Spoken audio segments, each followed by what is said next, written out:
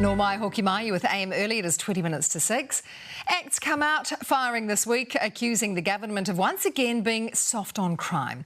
The government's beefing up programs that steer youth away from a life of crime, but ACT wants repeat offenders as young as 11 in some cases wearing ankle bracelets. It's something that National does not support. ACT leader David Seymour joins me this morning from Christchurch. Good morning to you, David.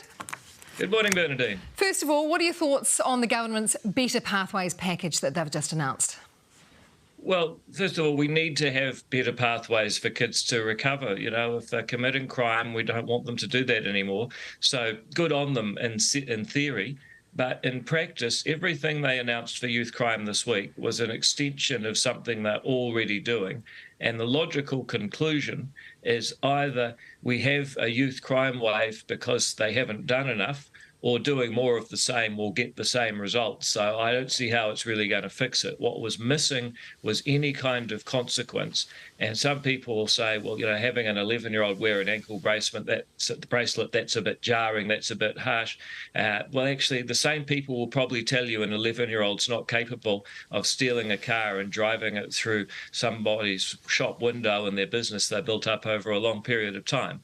The ACT Party says, yep, we've got to do rehab.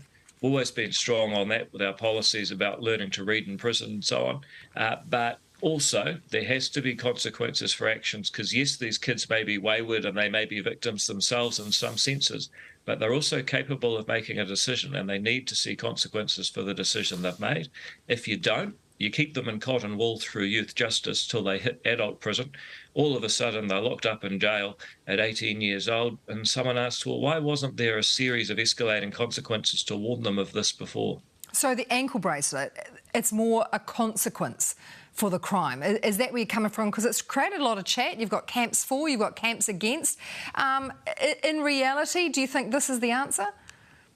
Well, it's obviously not the only answer, but the question I would put to people opposed to it is why not? Do we not believe that these kids are capable of making decisions, that they're capable of choosing what to do next? And if we believe they are, then I think that showing them there's a consequence for bad behaviour is a useful thing. It also has the practical advantage that because you can trace them, you know if they've broken their curfew, you know if they've gone to school, and you know if they were near the site of any subsequent ram raids in the area. So it has a practical overlay, but also, yes, it does show that there is a consequence for bad actions, something that the government's announcement totally lacked. Because we had retail store owners on our show yesterday and they're absolutely helpless. They don't feel like they're supported. National would not be supporting this. Well, that's what they said. But, you know, what I find with National is they keep talking about consequences for youth offenders. I think if they propose any consequences of their own, ACT will look very carefully and try to support them because we want to work with them.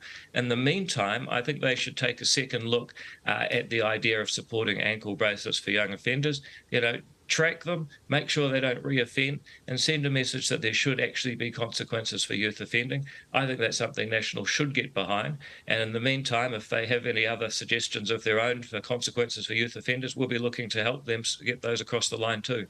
All right, let's chat about the lockdown ladies that have made the news. They're pretty grumpy. The far north is very grumpy at the cost, nearly $30 million.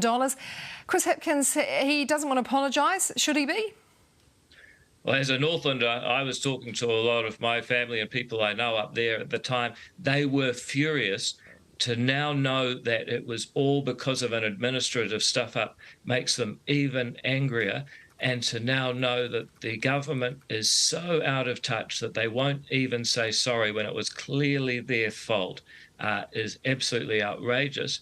And that's before you come to these two women who were travelling around the countryside, and people assume they were gang-linked prostitutes. I think it's misogynistic and outrageous.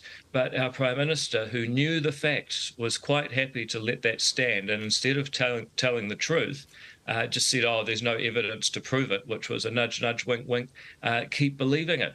I think that's outrageous. And I noticed that our Prime Minister, whether it's the KFC worker that she said had broken the rules back in March last year, whether it's Charlotte Bellis, who they said had applied and had all the help that she could have, but actually hadn't, or whether it's these two women who had the whole country thinking that they were travelling sex workers linked to gangs, it seems that our Prime Minister stands up for women, but also has a habit of letting them go pushed under the bus when it happens to suit her politics.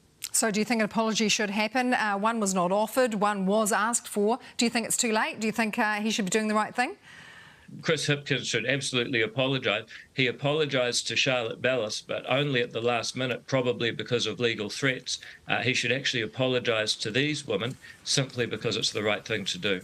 All right, we see very quickly, we've got to go, but there's been a big spat over celebrity spit. Harry Styles, Chris Pine. Yes or no? Did he spit? No, he didn't. That's not as it was. Harry likes to treat people with kindness. And look, I think all of this overdone hype is just a sign of the times. I think that we all need to just maybe move on from this. But it shows that the ACT Party is prepared to take on the tough issues where others won't go. Lovely. ACT leader David Seymour, thanks for your time this morning. Thank you.